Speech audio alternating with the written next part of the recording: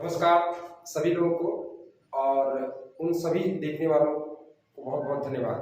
और आप सभी लोग ज़्यादा से ज़्यादा शेयर करिएगा। देखिए, ये मेरी गुजारिश है कि मैं आप ही लोगों से आशा करता हूँ कि मेरी बातों को आप सभी लोग ज़्यादा से ज़्यादा लोगों के बीच पहुँचाएँ। तो आज हमने जो है कि मनी लॉन्ड्रिंग शब्द को लिया है, शब्दावली को लिया है। ये आए दिन परीक्षा में तो पूछा ही जाता है। इसको समझना भी चाहिए कि किस तरह से हमारे देश में एक बड़े लोग जो है किस तरह से कारोबार करके काले धन को या गैर कानूनी तरीके से जो पैसा कमा करके वो उसे किस तरह से सफेद बनाने का प्रयास करते हैं, वैध बनाने का प्रयास करते हैं। इसको हमको समझना चाहिए कि जो पैसा टैक्स मिलना चाहिए, जैसे आप सभी लोग को बता दें कि सरकार टैक्स लेती है। ये इस टैक्स के माध्यम से तमाम समाज कल्याण का काम करती है। तो समाज कल्याण का मतलब है गरीब लोगों के लिए तमाम बुनियादी चीजें उपलब्ध कराती है। अब अगर वही पैसा जो टैक्स में आता हो, टैक्स के दायरे में आता हो, लेकिन वो टैक्स न देता हो, टैक्स के दायरे में आता हो और टैक्स नहीं देता हो, तो काला धन हो गया। वह काला धन हो गया।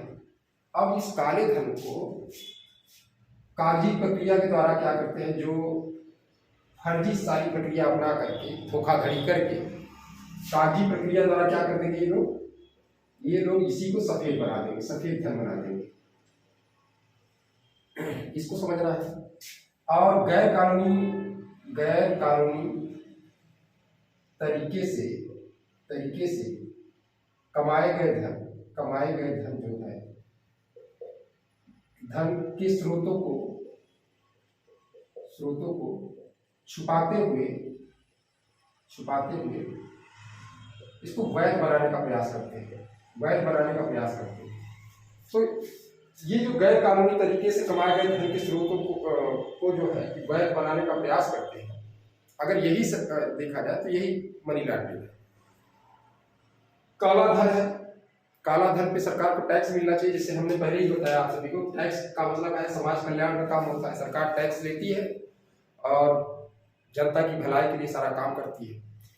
तो अगर वो पैसा सरकार को न मिले और समाज में असमानता बढ़ती जाए, अमीर आदमी बिल्कुल अमीर होता जाए, गरीब आदमी जिसका हक है एक लोकतांत्रिक देश में जिस तरह से सामाजिक कल्याण कार्यक्रम संपन्न होना चाहिए, ज़्यादा से ज़्यादा उन गरीब लोगों को बाहर मतलब मुख्य धारा में, विकास की मुख्य धारा में शामिल किया जाना चाहिए। वो सरकार के द्वारा ही किया जा सकता है।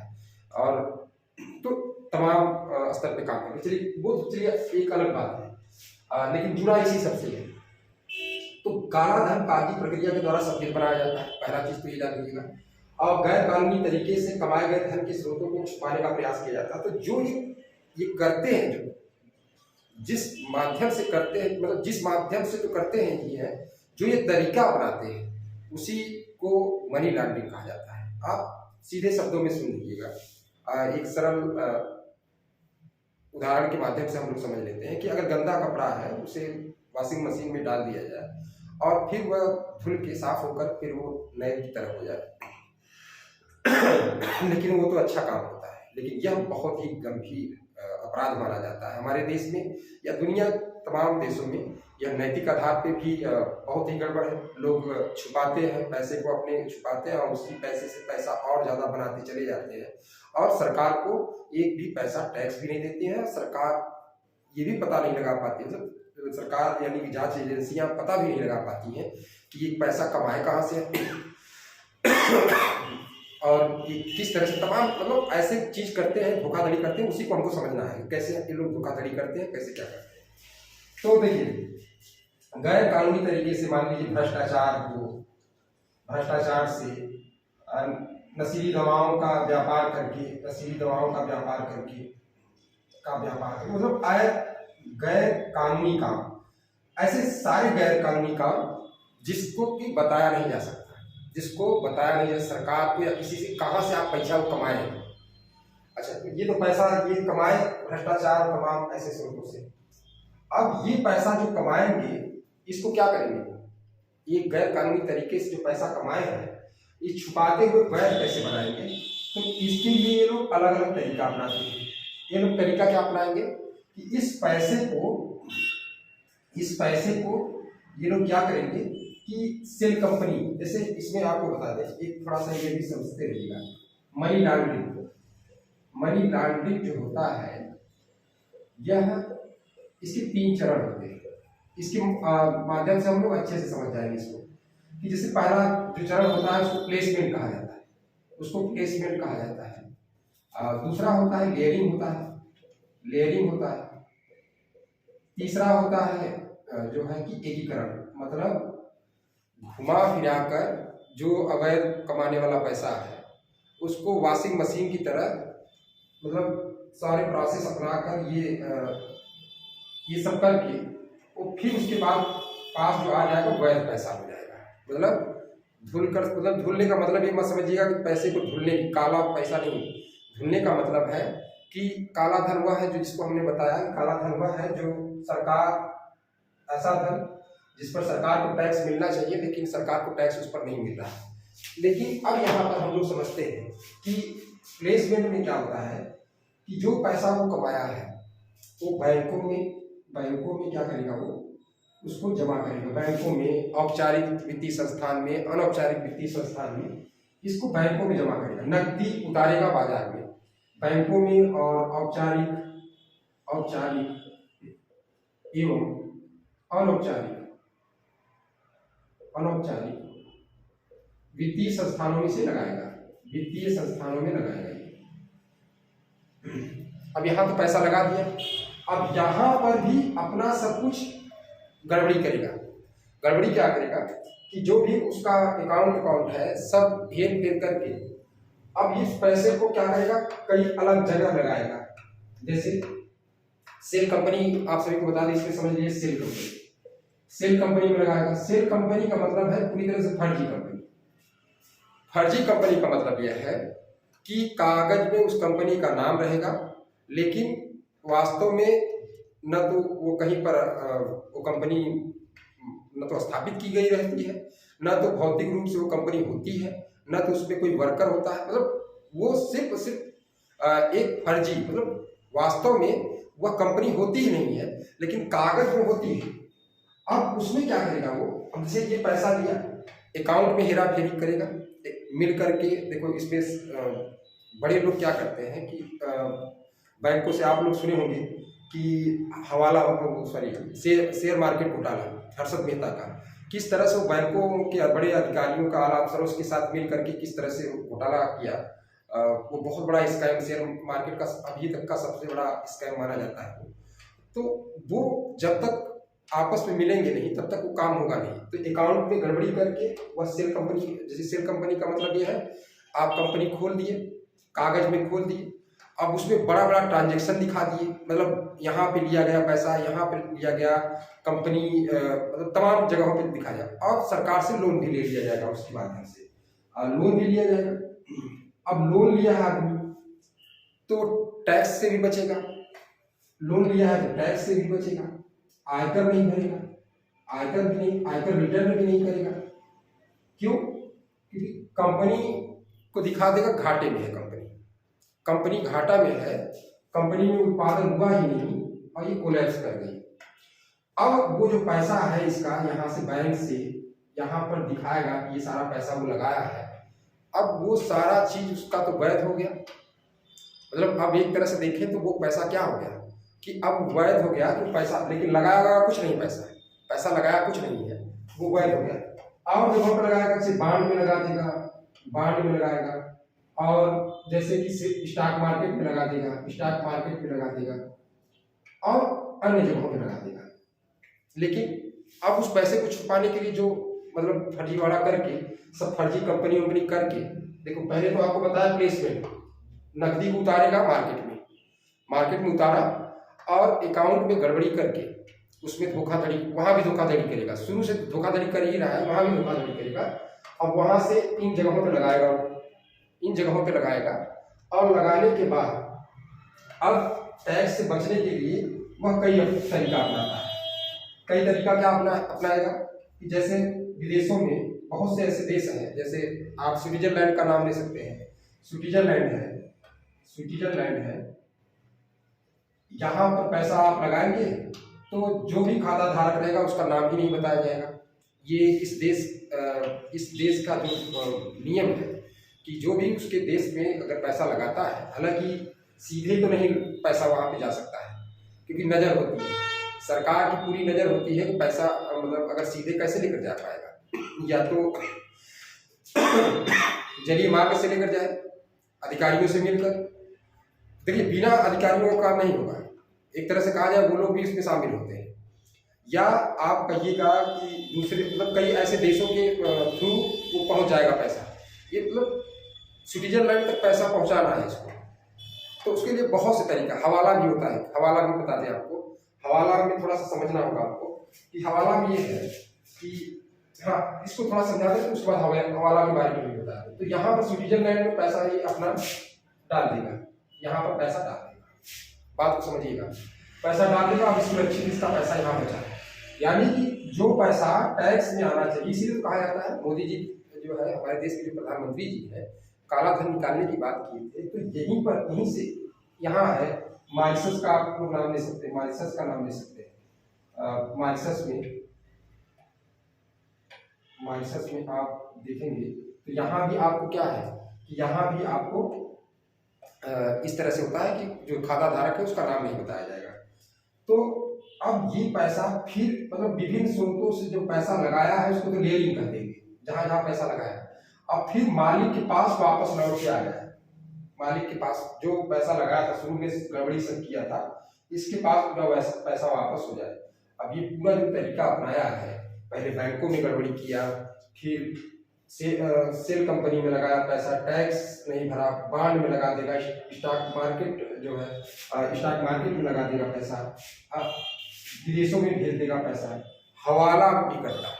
हवाला का मतलब यह है जो पैसा अगर आप किसी दूसरे देश में भेजेंगे तो दूसरे देश में भेजेंगे पैसा तो उस पर तो टैक्स लगेगा, तो टैक्स अगर उस पर लगेगा, मान लीजिए ये व्यक्ति है किसी दूसरे देश में, देखिए पैसा कैसे जाता है आपको बता दें, किसी दूसरे देश में, ये हवाला वाला मामला आपको बता दें, ये व्यक्ति बी को पैसा देना चाहता है, तो बी को पैसा देना चाहेगा, अगर यहाँ से ट्रांजेक्शन करेगा तो इस पर टैक्स लगेगा, सीधी सी बात, इस पर टैक्स लगेगा। तो टैक्स से बचने के लिए क्या करते हैं लोग, टैक्स से बचने के लिए यहीं पर ये मान लीजिए भारत में है, तो भारत में है ये, और ये जो है कि स्विट्जरलैंड, ये स्विट्जरलैंड, ये भारत वाला ये अगर इसको बी को देना चाहता है तो ये क्या करेगा कि भारत के किसी एजेंट को पकड़ेगा और जिसका संबंध यहाँ किसी और से, मतलब अगर भारत की बात कर दी जाए, भारत में मान लीजिए कोई है ऐसा एजेंट है हवाला वाला, और इसको दिया पैसा कि भैया ये पैसा बी तक पहुँचाना है, तो ये एजेंट आप टैक्स नहीं देना है। देखिए बात को समझिएगा, टैक्स यहाँ पर कैसे नहीं बच जाते हैं कैसे लोग, यहाँ पर एक कर को देगा कि भैया यहाँ पहुँचाना है, तो ये क्या करेगा कि यहाँ पर ख के माध्यम से ये इस पैसा यहाँ पहुँचा देगा। अब ये कोड रहेगा, इसको बताएगा, और वो कोड इसको भी पता होगा, ये कोड इसको भी पता होगा, मतलब जो कुछ भी हो, या तो फिल्मों में देखते होंगे आप लोग की नोट जो है कि फाड़ करके, मतलब तमाम ऐसे तरीके होते हैं, अगर वो किसी तरह से उसके पास पहुंच जाए नोट, फटी हुई नोट, फिल्मों में देखे होंगे ना कि फटी नोट है और उसको एक उसके पास होगा और एक जो पैसा लेने जाएगा उसके पास होगा। अब ये माने बी पैसा लेना चाहता है ख से, तो उस नोट को जब वो देखेगा कि नहीं हाँ जुड़ रही है, तो ये बी के पास आ जाएगा ही। तो यहाँ पर देखिएगा, अब पैसा, अब बात को समझिएगा, हवाला का मतलब क्या हुआ कि यहाँ पर पैसा ए बी के पास पहुंचा दिया, कोई भी टैक्स नहीं देना है इसको, यहाँ कोई भी टैक्स नहीं, इसको कुछ अपना पैसा ख को जो पैसा पहुंचाया है यहाँ पर, पैसा तो गया नहीं, एक याद रखिएगा, पैसा जाएगा नहीं, ये चीज याद रखिए, पैसा यहाँ पर जाएगा नहीं, ये तो क के पास ही रहेगा, लेकिन इसका एक आदमी ख यहाँ पर है, अब ये भौतिक रूप से पैसा इसको देगा। अब भौतिक रूप से पैसा यहाँ पर देगा, अब क क्या करे, क जो है, जैसे हम सेल कंपनी के बारे में बताए हम, क कोई फर्जी कंपनी खोल दे, कर, और ये क्या करे, ख, जो पैसा मतलब जो, सॉरी यहाँ पर देखिए इधर से ऐसे उल्टा हो गया। अगर मान लीजिए ख इस देश में कोई कंपनी खोल दे, ख, अब कंपनी खोल दिया, एक सेल कंपनी है। अब सेल कंपनी का मतलब है फर्जी कंपनी। अब ये खोल दी ख जो है कंपनी, अब इसको पैसा चाहिए, ये क्या करेगा, जो ये पैसा यहाँ से यहाँ तक नहीं गया है, तो ये फॉरेन इन्वेस्टमेंट के माध्यम से पैसा इस कंपनी के लिए यहाँ पर पहुँच जाएगा। ये पैसा इसके पास पहुँच गया, ये पैसा इसके पास ख के पास पहुँच गया। ध्यान दीजिएगा, तो जो पहले तय हुआ था, मान लीजिए 1 करोड़, 10 करोड़, 100 करोड़, जो कुछ भी तय हुआ था, जो यहाँ से यहाँ इसके पास पहुँचा है, तो ये तो दे दिया पैसा, लेकिन ये तो भौतिक रूप से अभी दिया नहीं है, लेकिन ये सेल कंपनी के माध्यम से यहाँ पैसा भेज देगा। तो यहाँ पर टैक्स देखिए, जब फॉरेन इन्वेस्टमेंट होता है तो वहाँ तो टैक्स नहीं लगेगा। तो जब इन्वेस्टमेंट हो गया तो ये इसको तो पैसा मिल गया। अब ये कंपनी कल को क्या हो जाए, ये कंपनी तो फर्जी है, कंपनी डूब जाए, समाप्त हो जाए, पैसा इसके पास पहुंच गया, कोई दिक्कत नहीं। कागज में कंपनी डूब गई, बनाई गई थी, लोन लिया गया, बहुत घाटे में गई, डूब गई, और पैसा इसके पास आ गया। तो यह हवाला होता है, यही हवाला होता है, इसके माध्यम से पैसे को घेरते। अब आतंकवादियों को भी पैसा इसी तरह से मिलता है, आतंकवादियों को भी पैसा इसी तरह से मिलता है, फंडिंग होती है। जो आतंकवादी, वो मनी लॉन्ड्रिंग के तहत भी आप शामिल कर सकते हैं, और हवाला, मतलब हालांकि मनी लॉन्ड्रिंग हवाला में बहुत ज़्यादा अंतर नहीं है, मतलब एक दूसरे से जुड़े हैं, अंतर की बात नहीं, एक दूसरे से जुड़े हुए हैं। लेकिन यहाँ पर क्या है कि जैसे कोई व्यक्ति है, वो अपना पैसा जो है कि अवैध है, अवैध तरीके से कमाया है, सरकार को बताएगा तो पहला तो अपराध वही हो जाएगा उसका, और फिर उस पर टैक्स से भी बचना है। इन सारी चीज़ों के लिए वो 3 चरण अपनाता है, 3 चरण अपनाया, प्लेसमेंट, क्लियरिंग, एकीकरण, ये 3 चरण अपनाएगा। और बाद में एकीकरण के दौरान क्या हो जाएगा, एकीकरण के दौरान पूरा पैसा उसके पास आ जाएगा। तो यही होता है आपका। लेकिन इस पर भारत में एक कानून बना है, बहुत ही सख्त कानून है, उसका नाम है, ये अगर समझ में आ गया हो सभी लोग को, एक चीज बता दें आपको कि आप लोग कमेंट जरूर कर दिया करिए, ताकि हमको समझ में ये आए कि आप सभी लोग समझ रहे हैं या नहीं। मतलब ऐसे कि कहाँ समस्या हो रही है, तो उसको दोबारा भी आप सभी लोग को बता दें। देखिए, एक कानून लाया गया है इन सबके खिलाफ, PMLA, prevention of money laundering act, money laundering